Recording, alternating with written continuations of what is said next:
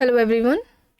आज की इस क्लास में सोशियोलॉजी के इंपॉर्टेंट क्वेश्चंस को देखने वाले हैं जो कि समाजशास्त्र से संबंधित सभी परीक्षाओं के लिए उपयोगी रहने वाले हैं। क्लास स्टार्ट हो इससे पहले आप सभी इस वीडियो को ज़्यादा से ज़्यादा लोगों के साथ शेयर जरूर कर दीजिए। एक इन्फॉर्मेशन है, समाजशास्त्र से संबंधित सभी परीक्षाओं के लिए यहाँ पर प्रैक्टिस सेट एंड सोशियोलॉजी के नोट्स प्रोवाइड कराए जा रहे हैं। प्रश्नों की संख्या आप देख सकते हैं, यहाँ पर प्राइस भी दिया गया है। ठीक है, कितने रुपए में PDF ये आपको मिल रही है। ध्यान रखिएगा, नोट्स एंड प्रैक्टिस सेट सभी आपको PDF फॉर्मेट में प्रोवाइड कराए जा रहे हैं। यहाँ पर व्हाट्सएप नंबर दिया गया है, कोई भी जानकारी चाहते हैं तो दिए गए व्हाट्सएप नंबर पर मैसेज करके पूछ सकते हैं। पेमेंट प्रोसेस यहाँ पर UPI ID है। सोशियोलॉजी के नोट्स की बात की जाए 399 में तो कौन कौन से टॉपिक्स आपको मिल रहे हैं, यहाँ पर ये सारे टॉपिक्स आपको देखने को मिल जाएंगे। ठीक है, ये सारे टॉपिक्स आपको 399 में मिल रहे हैं PDF फॉर्मेट में। इसके अलावा ये यहाँ पर वन लाइनर में नोट्स आपको देखने को मिल जाएंगे, सारे टॉपिक्स इसमें इसके मिल जाएंगे आपको यहाँ पर, और जिसका प्राइस 249 है, 249 रुपए है। बात की जाए आपके असिस्टेंट प्रोफेसर एग्जाम के लिए हायर के लिए जो फर्स्ट पेपर आपका है, ठीक है, असिस्टेंट प्रोफेसर का जो एग्जाम है उसका जो फर्स्ट पेपर है GS का, तो उसमें आपको प्रैक्टिस सेट में प्रश्नों की संख्या 1000 से ज़्यादा देखने को मिलेगी, जिसका प्राइस अभी इससे पहले 199 था, जिसे कम करके 149 कर दिया गया है। ठीक है, यहाँ पर नंबर दिया गया है, कोई भी जानकारी चाहते हैं तो आप इस नंबर पर मैसेज करके पूछ सकते हैं। बस कुछ ही देर में क्लास स्टार्ट होने वाली है। आप सभी इस वीडियो को ज़्यादा से ज़्यादा लोगों के साथ शेयर जरूर कर दीजिए।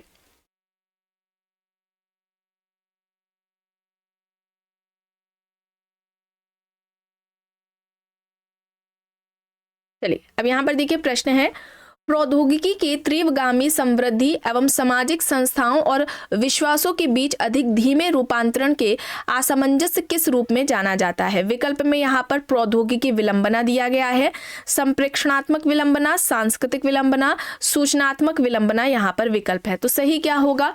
प्रौद्योगिकी की तीव्रगामी समृद्धि एवं सामाजिक संस्थाओं और विश्वासों के बीच अधिक धीमे रूपांतरण के असामंजस्य को इनमें से क्या कहा जाएगा? क्या कहेंगे हम उसे? सांस्कृतिक विलंबना कहेंगे। ठीक है, सांस्कृतिक विलंबना कहेंगे। विकल्प यहां पर क्या हो जाएगा? ऑप्शन C राइट आंसर हो जाएगा। प्रश्न है, निम्न में से किसने जनसंख्या पर जनसंचार माध्यम और संस्कृति उद्योग के प्रभावों की आलोचना की है? उल्रिच बेक, एल्फ्रेड शुट्ज, थियोडोर एडोर्नो, बर्गेस यहाँ पर ऑप्शंस है। जनसंख्या पर जनसंचार माध्यम और संस्कृति उद्योग के प्रभावों की आलोचना इनमें से किसके द्वारा की गई है? सही आंसर यहाँ पर थियोडोर एडोर्नो हो जाएगा। थियोडोर एडोर्नो हो जाएगा। ऑप्शन C यहाँ पर इस प्रश्न का सही उत्तर होगा। प्रश्न है, समाजशास्त्रीय सिद्धांत का केंद्रीय विचार यह है कि अपराधी व्यवहार उसी प्रक्रिया का फल है जिसका कि अन्य सामाजिक व्यवहार। यह कथन निम्न में से किस विचारक का है? रेकलस, कोहेन व शॉर्ट, MJ सेथना, सदरलैंड यहाँ पर विकल्प दिए गए हैं। अपराधी व्यवहार उसी प्रक्रिया का फल है जिसका कि अन्य सामाजिक व्यवहार, तो यहाँ पर यह कथन इनमें से किससे संबंधित हो जाएगा? सदरलैंड से संबंधित हो जाएगा। इन्होंने कहा था अपराधी एक सामाजिक व्यवहार है, व्यक्ति समाज में ही रहकर आपराधिक व्यवहार को सीखता है, और इन्होंने श्वेत वसन अपराध की अवधारणा दी थी। ठीक है, यहाँ पर क्या होगा? सदरलैंड राइट आंसर होगा। प्रश्न है, मैक्स वेबर द्वारा अपने विचारों को अभिव्यक्त करने का माध्यम क्या था? सकारात्मक दर्शन शास्त्र, अर्थशास्त्र एवं समाज, मनुष्य बनाम राज्य, समाजशास्त्र के सिद्धांत। तो वेबर के द्वारा अपने विचारों को अभिव्यक्त करने का माध्यम क्या था? अर्थशास्त्र एवं समाज होगा। B यहाँ पर राइट आंसर होगा। ऑप्शन B यहाँ पर राइट होगा। शक्ति एवं सत्ता की बात इन्होंने की थी। ठीक है, इसके अलावा सोशल एक्शन, सामाजिक जो क्रिया है उसके भी 4 इन्होंने प्रकार बताए थे। सामाजिक क्रिया को समाजशास्त्र की विषय वस्तु भी वेबर के द्वारा बताया गया है। चलिए, अब यहाँ पर देखिए प्रश्न है, सकेंद्रित साक्षात्कार की पद्धति का सर्वप्रथम प्रयोग किसने किया? जहोदा एनकुर्क, रॉबर्ट किंगमर्टन, लुंडबर्ग, PV यंग यहाँ पर विकल्प है। सकेंद्र साक्षात्कार की जो पद्धति है उसका सबसे पहले प्रयोग किसके द्वारा किया गया है? तो यहाँ पर सही होगा रॉबर्ट किंगमर्टन। ठीक है, ऑप्शन B यहाँ पर राइट आंसर होगा। प्रश्न है, किसने कहा है कि भारत में परिवर्तन की दिशा एक रेखीय विकासवादी रूप में दर्शाई गई है जो पारंपरिकता से आधुनिकीकरण की ओर है? M.N. Srinivas, S.C. Dube, Milton Singh, Yogendra Singh यहाँ पर विकल्प हैं। भारत में परिवर्तन की दिशा एक रेखीय विकासवादी रूप में दर्शाई गई है जो पारंपरिकता से आधुनिकीकरण की ओर है। सही क्या हो जाएगा? सही यहाँ पर हो जाएगा योगेंद्र सिंह। ठीक है, योगेंद्र सिंह हो जाएगा, ऑप्शन डी यहाँ पर राइट आंसर हो जाएगा। एम.एन. श्रीनिवास ने आधुनिकता, जो आधुनिकीकरण की अवधारणा है वो दी हुई है। ठीक है, ये याद रखिएगा। इसके अलावा संस्कृतिकरण की अवधारणा, पश्चिमीकरण की अवधारणा, प्रबुद्ध जाति की अवधारणा, ये सभी अवधारणाएं श्रीनिवास के द्वारा दी गई हैं। प्रश्न है, समाज में प्रत्येक व्यक्ति की अनेक परिस्थितियां होती हैं। एक व्यक्ति से जुड़ी विभिन्न परिस्थितियों को निम्न रूप में जाना जाता है। विकल्प में यहाँ पर परिस्थिति असंगति है, परिस्थिति क्रम है, परिस्थिति पुंज है, परिस्थिति उत्तराधिकार यहाँ पर दिया गया है। तो समाज में प्रत्येक व्यक्ति की कई सारी परिस्थितियां होती हैं और एक व्यक्ति से जुड़ी विभिन्न परिस्थितियों को हम क्या कहेंगे? Status and role. इस टॉपिक को कंप्लीट कराया जा चुका है, जिसका फोल्डर आपको चैनल के प्लेलिस्ट में मिल जाएगा। रॉल्फ लिंटन ने, ठीक है, रॉल्फ लिंटन ने सबसे पहले स्टेटस एंड रोल की बात की थी, जिसका वर्णन इन्होंने द स्टडी ऑफ मैन में किया था। द स्टडी ऑफ मैन किसकी पुस्तक है? रॉल्फ लिंटन की है, जिसमें इन्होंने स्टेटस एंड रोल, परिस्थिति एवं भूमिका की बात की थी। परिस्थिति के प्रकार दो बताए थे इन्होंने। एक तो बताया था प्रदत्त परिस्थिति, ठीक है, पहला प्रकार क्या है? प्रदत्त परिस्थिति है। और दूसरा जो प्रकार है अर्जित परिस्थिति है। ठीक है, दूसरा प्रकार क्या है? अर्जित परिस्थिति है। इसे आप ध्यान में रखेंगे, परीक्षाओं में ये पूछा जाता है। और यहाँ पर क्या होगा? स्टेटस सेट होगा, परिस्थिति पुंज होगा। और यह अवधारणा किसके द्वारा दी गई है? मर्टन के द्वारा दी गई है। ठीक है, मर्टन के द्वारा यह अवधारणा दी गई है। विकल्प सी यहाँ पर राइट आंसर हो जाएगा। प्रश्न है, निम्न में से कौन विचलन को समाज के लिए प्रकार्यात्मक मानता है? अल्बर्ट कोहेन, आर.के. मर्टन, दुर्खीम और रेडक्लिफ ब्राउन यहाँ पर विकल्प है। तो इनमें से विचलन को समाज के लिए प्रकार्यात्मक किसने माना है? सही आंसर यहाँ पर रॉबर्ट किंग मर्टन हो जाएगा। ऑप्शन बी यहाँ पर राइट आंसर हो जाएगा। प्रश्न है, स्वचेतना और केवल स्वचेतना ही वह कारण है जिसके कारण एकता का बोध और संघर्ष की शुरुआत होती है। मार्क्स का यह कथन किसके अंतर्गत आता है? सामाजिक संघर्ष, द्वंद्व, सामाजिक समिष्ट या फिर अलगाव? स्वचेतना और केवल स्वचेतना ही वह कारण है जिसके कारण एकता का बोध और संघर्ष की शुरुआत होती है। यहाँ पर सही क्या होगा? सोशल कॉन्फ्लिक्ट होगा, सामाजिक संघर्ष होगा। ठीक है, ऑप्शन ए यहाँ पर राइट आंसर हो जाएगा। और कार्ल मार्क्स आर्थिक निर्धारणवादी के अंतर्गत आते हैं। प्रश्न पूछा जाता है आर्थिक निर्धारणवादी, ठीक है, कि आर्थिक निर्धारणवादी कौन है? तो याद रखिएगा कार्ल मार्क्स को कहा जाता है। प्रश्न है, यह तर्क किसका है कि प्राचीन समाज की इकाई परिवार थी जबकि आधुनिक समाज की इकाई व्यक्ति है? Auguste Comte, sir Henry Maine, Westermarck, William Goode यहाँ पर विकल्प दिए गए हैं। प्राचीन समाज की इकाई परिवार थी जबकि आधुनिक समाज की इकाई व्यक्ति है। तो यह तर्क इनमें से किसका रहा है? किसने ये कहा है? हेनरी मैन ने कहा है। ऑप्शन बी यहाँ पर राइट आंसर होगा। प्रश्न है, यह किसका कहना है कि परिवार समाज की कोशिका है? परिवार को समाज की कोशिका किसने कहा? अब देखिए यहाँ पर Spencer, Auguste Comte, AM. Shah, Lucy mayor यहाँ पर विकल्प दिए गए हैं। परिवार को समाज की कोशिका किसने माना? यहाँ पर अगस्त कॉम्ट हो जाएंगे। अगस्त कॉम्ट जो कि समाजशास्त्र के जनक है, इन्होंने समाजशास्त्र शब्द से पहले सामाजिक भौतिकी, ठीक है, सामाजिक भौतिकी शब्द का प्रयोग किया था। और समाजशास्त्र का इस शब्द का प्रयोग इन्होंने कब किया था? 1838 में किया था। ठीक है, 1838 में समाजशास्त्र शब्द का प्रयोग किया था अगस्त कॉम्ट ने। अगस्त कॉम्ट के गुरु कौन थे? ठीक है, तो याद रखिएगा सेंट साइमन थे। ये इस तरीके से भी प्रश्न पूछा जाता है। चलिए आगे देख लेते हैं। किसने धर्म को पवित्र तथा जादू व विज्ञान को अपवित्र माना? मेलानोव्स्की, फ्रेजर, दुर्खीम, हीगल यहाँ पर विकल्प है। तो इनमें से किसने धर्म को पवित्र तथा जादू व विज्ञान को अपवित्र माना है? सही यहाँ पर होगा दुर्खीम। ठीक है, क्या होगा?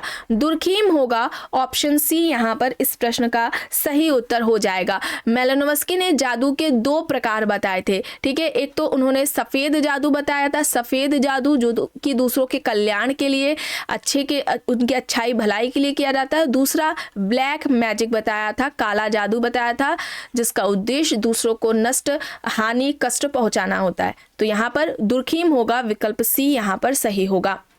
प्रश्न है अपराध की गंभीरता को ध्यान में रखते हुए किसने अपराध के प्रकार बताए हैं? साधारण अपराध और जघन्य अपराध। हेज, सदरलैंड, लोम्ब्रोसो, हैकरवाल यहाँ पर विकल्प दिए गए। अपराध की गंभीरता को ध्यान में रखते हुए अपराध के दो प्रकार साधारण अपराध और जघन्य अपराध इनमें से किसके द्वारा बताए गए हैं? क्राइम इस टॉपिक को भी कंप्लीट कराया जा चुका है और यहाँ पर सही होगा सदरलैंड। ठीक है, सदरलैंड होगा। ऑप्शन बी यहाँ पर इस प्रश्न का सही उत्तर हो जाएगा। सफेद पोश अपराध या जिसे हम व्हाइट कॉलर क्राइम की बात करते हैं, ये कॉन्सेप्ट भी सदरलैंड के द्वारा ही दिया गया और सदरलैंड ने अपराध को कहा था कि अपराध एक सामाजिक व्यवहार है, व्यक्ति समाज में रहकर ही अपराध की जो आपराधिक गतिविधियां हैं उन्हें सीखता है। और इसके अलावा लोम्ब्रोसो का क्या कहना था? व्यक्ति जन्मजात अपराध जो अपराधी होता है वो जन्म से होता है। ठीक है, इनकी इस बात का खंडन सदरलैंड के द्वारा किया गया था। ये भी आपको बात ध्यान में रखनी है। चलिए अब यहाँ पर देखिए प्रश्न है, यदि सामाजिक गतिशीलता की दर निम्न है तो वर्गीय सुदृढ़ता एवं एकजुटता अधिक होगी। अब यह किसका कथन है? Rudolf, Anthony Giddens, M N Srinivas, Durkheim यहाँ पर विकल्प है। यदि सामाजिक गतिशीलता की दर निम्न है तो वर्गीय सुदृढ़ता एवं एकजुटता अधिक होगी, यह किसका कथन है?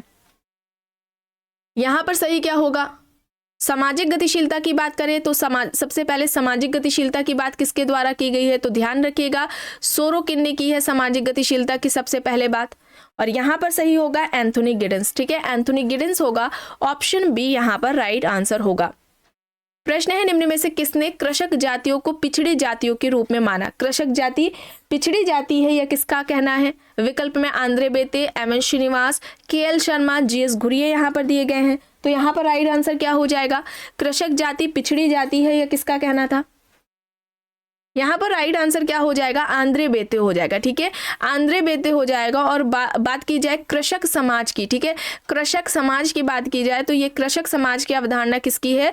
रेडफील्ड की है। रॉबर्ट रेडफील्ड ने अवधारणा दी है, इसे याद रखिएगा। कृषक जाति पिछड़ी जाति है, किसका कहना है? आंद्रे बेते का कहना है। ठीक है, जनजातियों को पिछड़े हिंदू किसने कहा था? तो घुरिये ने कहा था, ये याद रखिएगा। चलिए आगे देखते हैं, ये दोनों ही इस तरीके से प्रश्न पूछा जाता है। अब देखिए यहाँ पर प्रश्न है, क्रय द्वारा किया गया हिंदू विवाह कहलाता है। विकल्प में पैशाच विवाह, दैव विवाह, असुर विवाह, राक्षस विवाह यहाँ पर दिया गया है। तो क्रय द्वारा किया गया हिंदू विवाह को क्या कहा जाएगा? ऐसे विवाह को हम क्या कहते हैं?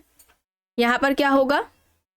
आप यहाँ पर देख रहे हैं ना, पैशाच, असुर, राक्षस और यहाँ दैव विवाह को अगर हटा दे, हम गंधर्व विवाह को रख दे, तो ये सभी निम्न कोटि के विवाह के अंतर्गत आएंगे। ठीक है, निम्न कोटि विवाह कहलाएंगे ये चारों। ठीक है, अगर हम दैव विवाह को हटा दें, और दैव विवाह किस में आएगा? उच्च कोटि के विवाह में, यानी कि प्रशस्त विवाह की श्रेणी में आएगा। तो क्रय द्वारा किए गए व्यवहार को हम क्या कहते हैं?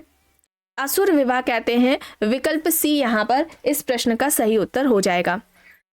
प्रश्न है, भूदान और ग्रामदान आंदोलन किसने चलाए? भूदान और ग्रामदान आंदोलन इनमें से किससे संबंधित है? किनके द्वारा ये चलाए गए? आचार्य विनोबा भावे, जयप्रकाश नारायण, महात्मा गांधी, आचार्य नरेंद्र देव यहाँ पर विकल्प है। भूदान और ग्रामदान आंदोलन सही यहाँ पर होगा आचार्य विनोबा भावे। ठीक है, आचार्य विनोबा भावे होगा। ऑप्शन ए यहाँ पर इस प्रश्न का सही उत्तर हो जाएगा। प्रश्न है, अपनी किस पुस्तक में चार्ल्स कूले ने सामाजिक नियंत्रण के सिद्धांत को प्रस्तुत किया? पुस्तकें देखिए, human nature and the social order, Folkways, social control, sociology यहाँ पर दिया गया है। सही क्या हो जाएगा? कूले ने सामाजिक नियंत्रण का सिद्धांत अपनी किस पुस्तक में दिया है? कौन सी पुस्तक हो जाएगी? Human nature and the social order. ठीक है, ऑप्शन ए यहाँ पर इस प्रश्न का सही उत्तर हो जाएगा। ठीक है, और इसमें इन्होंने समाजीकरण का सिद्धांत दिया था, और समाजीकरण को इससे संबंधित इन्होंने जो बात की थी, इन्होंने कहा था सेल्फ एंड सोसाइटी। ठीक है, जो सेल्फ एंड सोसाइटी है वो क्या है? जुड़वा है। और समाजीकरण की अगर बात करें, समाजीकरण से संबंधित जो उनका सिद्धांत था कूले का, आत्मदर्पण का था। ठीक है, आत्मदर्पण का सिद्धांत है, इसे याद रखिएगा। आत्मदर्पण का सिद्धांत समाजीकरण से संबंधित है, जो कि कूले के द्वारा दिया गया था। चलिए आगे देख लेते हैं, फोकवेज किसकी है? फोक वेस्ट समनर की है, सोशल कंट्रोल किसकी है, रॉस की पुस्तक है, सोशियोलॉजी किसकी पुस्तक है, ये आपको कमेंट बॉक्स में बताना है। ठीक है, फोक वेस्ट किसकी हो जाएगी, समनर की, सोशल कंट्रोल रॉस की हो जाएगी, सोशियोलॉजी किसकी है, ये आपको कमेंट बॉक्स में बताना है। चलिए आगे देख लेते हैं। अब यहाँ पर प्रश्न है, निम्न में से किसे द्विज कहा जाता है, ब्राह्मण क्षत्रिय वैश्य, क्षत्रिय वैश्य शूद्र, ब्राह्मण वैश्य शूद्र, शूद्र क्षत्रिय ब्राह्मण। तो द्विज किसे कहा जाता है, यह बताना है। ब्राह्मण क्षत्रिय वैश्य को द्विज कहा जाता है। ऑप्शन ए यहाँ पर इस प्रश्न का सही उत्तर हो जाएगा। प्रश्न है, निम्न में से किसमें वर्ण व्यवस्था का उल्लेख मिलता है, ऋग्वेद, अर्थवेद, यजुर्वेद और सामवेद यहाँ पर है ऑप्शंस। वर्ण व्यवस्था का उल्लेख इनमें से सबसे पहले किसमें देखने को मिलता है, यहाँ पर सही होगा ऋग्वेद। ठीक है, ऋग्वेद होगा, ऑप्शन ए यहाँ पर इस प्रश्न का सही उत्तर हो जाएगा।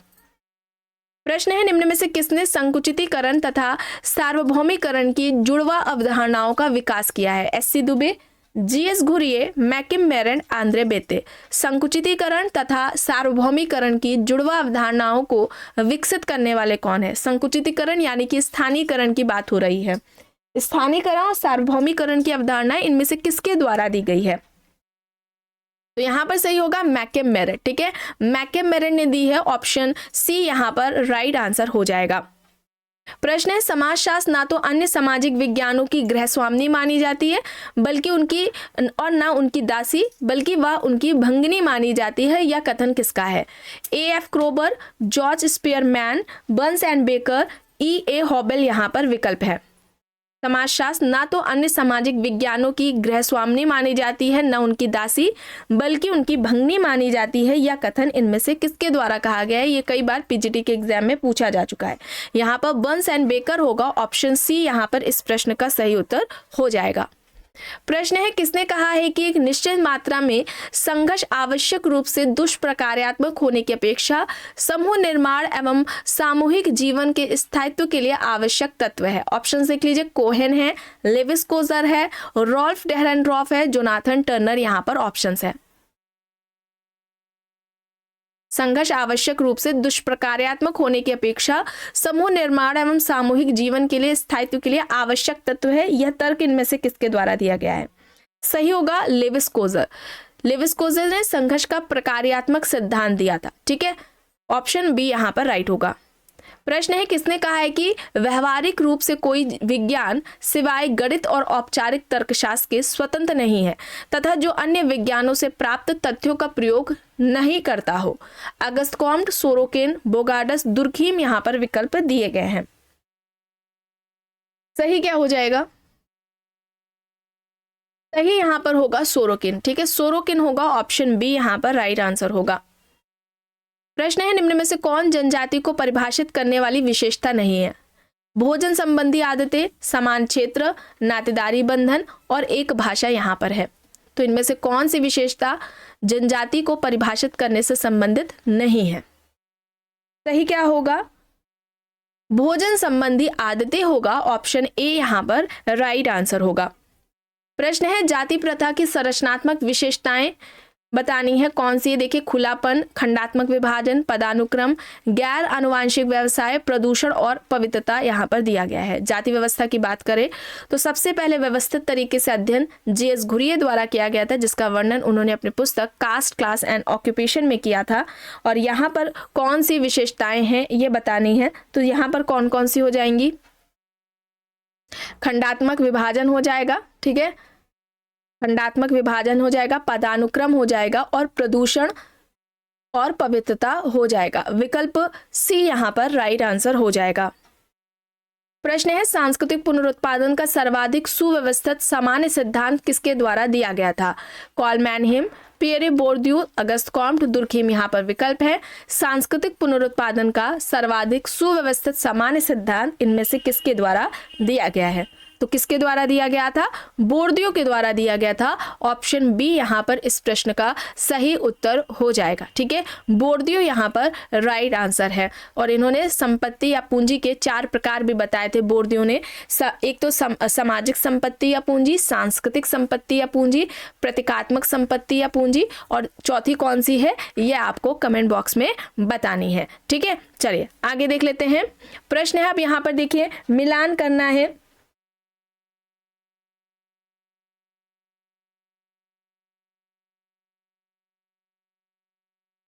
यहाँ पर मिलान करके बताइए कौन सा सही होगा।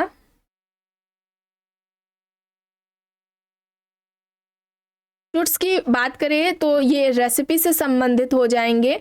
गॉफमैन की अगर हम बात करें, ठीक है, तो स्टिग्मा का जो कॉन्सेप्ट है ये इनका है। इनकी पुस्तक भी स्टिग्मा से, हेबरमास संप्रेषणात्मक क्रिया से हो जाएंगे, बोर्दियो फील्ड से संबंधित हो जाएंगे। ठीक है, तो यहाँ पर जो विकल्प हो जाएगा ऑप्शन सी यहाँ पर राइट आंसर होगा। ठीक है, सी यहाँ पर सही हो जाएगा। अब देखिए प्रश्न है, हैबिट्स की अवधारणा इससे संबंधित है। व्यक्तियों की सामाजिक परिस्थिति से, व्यक्तियों के मनोवैज्ञानिक अभिविन्यास से, व्यक्ति की व्यवहारिक प्रवृत्ति से, व्यक्ति की आर्थिक स्थिति से। सही क्या होगा?